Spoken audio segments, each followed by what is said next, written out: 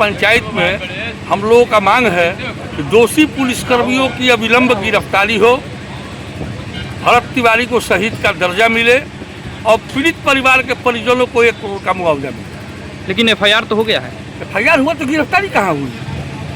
खानापूर्ति वाली एफआईआर हुई है। जैसे आम लोगों के साथ जो पुलिस बर्ताव करती है, हत्या का हो, 307 का हो, डकैती का हो, चोरी का हो, आगजनी का हो, छिनैती का हो, आम लोगों के घर में जिस तरह से पुलिस जाती है, घर को कुर्क करती है, उसकी गिरफ्तारी सुनिश्चित करती है, कहाँ हुई अभी तक? एक नीट छात्रा के साथ बलात्कार होता है और उस पुलिसकर्मी उन दोषियों को अभी तक गिरफ्तार नहीं कर पाई। ये क्या है? ये पुलिस बर्बरता का ये अमानवीय चेहरा है। सम्राट चौधरी से कल मीडिया कर्मियों ने सवाल किया तो कुछ जवाब दिए बिना ही वो निकल गए।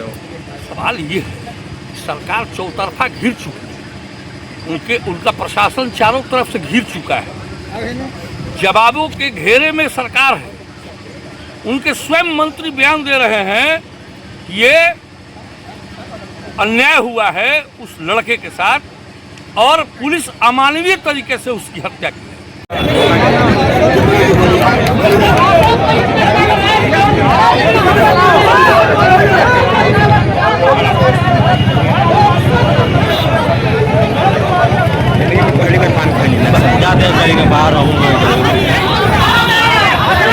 सवाल पूछने तमाम लोग आए हैं और तमाम लोगों के नजर में कहीं ना कहीं भरत तिवारी का न्याय मांगने आए हैं। और ये महापंचायत जो आयोजित हुआ है उन्हीं भरत तिवारी के न्याय मांगने के लिए हुआ है। और इस महापंचायत में देखिए लोग आए हैं, क्या फैसला करते हैं, कहीं ना कहीं गलत हुआ है क्योंकि आत्मसमर्पण के बाद हत्या करना और मुख्य बात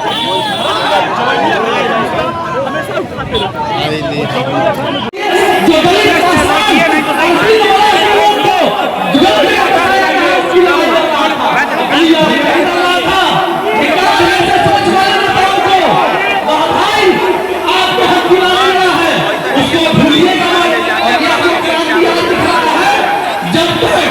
जितने पुलिस वाले हैं जिन्होंने इनकाउंटर किया है, अगर उसको सलाखों के पीछे नहीं पहुंचा दिया जाएगा तो हमारे रक्त में फोट होगा, हमारा रक्त भी पानी कहलाएगा। इस चिंगारी को आजाद की तरह नहीं अंजाम की तरफ लेकर के जाना होगा, तभी भारत भूषण तिवारी को न्याय मिलेगा। हम लोग बड़ा सोचते समझते हैं, कभी कदम बढ़ाते हैं तो सोचना। भरत तिवारी जो थे एक क्रांतिकारी युवा थे, भ्रष्टाचार के खिलाफ लड़ रहे थे और जो भी भ्रष्टाचार के खिलाफ बोला है, जो भी सच बोला है तो इतिहास है जो उसको दबा दिया जाता है पहले से। आज भी बेचारे सच भ्रष्टाचारी है ही, हर जगह भ्रष्टाचारी है। आज पुलिस बोल रहे हैं, पुलिस तो 200-200 रुपया ले करके और सब ट्रक वाले के पास कर रही है और सब पैसा तहसील करके उधर दे रही है सरकार को। ये सबको पता है। 2 करोड़ 2 डीएमएसपी को नहीं देता है, मतलब कि ना कलेक्टर को 2 तुम्हारा ट्रांसफ़र कर देंगे। ये सारा बात मीडिया में सभी जानते हैं कि 2 करोड़ 2 1 साल के लिए रहो चाहे 2 साल के लिए रहो, तहसीलते रहो, ट्रक वाले से रहो चाहे पब्लिक से पैसा तहसीलो।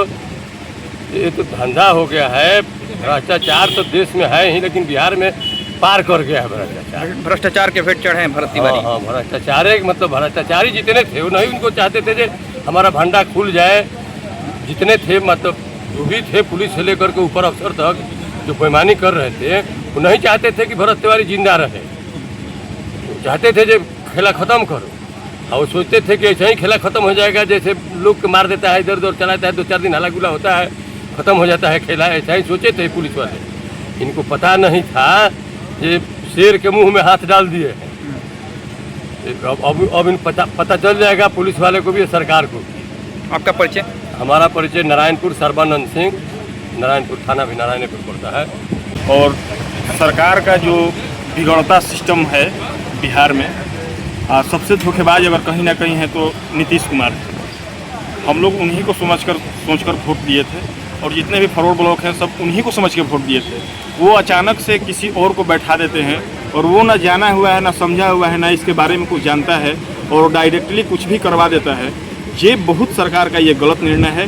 और आवाज़ उठाने वाली पर्सन को आवाज़ दबा देना भारत सरकार का प्रधानमंत्री भी जो है चाहे मुख्यमंत्री है, गरीबी हटाओ नहीं, गरीब हटाओ का नारा है।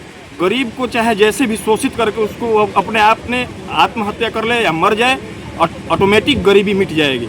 गरीबी हटाने का नहीं, गरीबी के मिटा दो। आज हमारा नाम चंदन बिहारी मिश्रा, हेतमपुर जगदीशपुर से।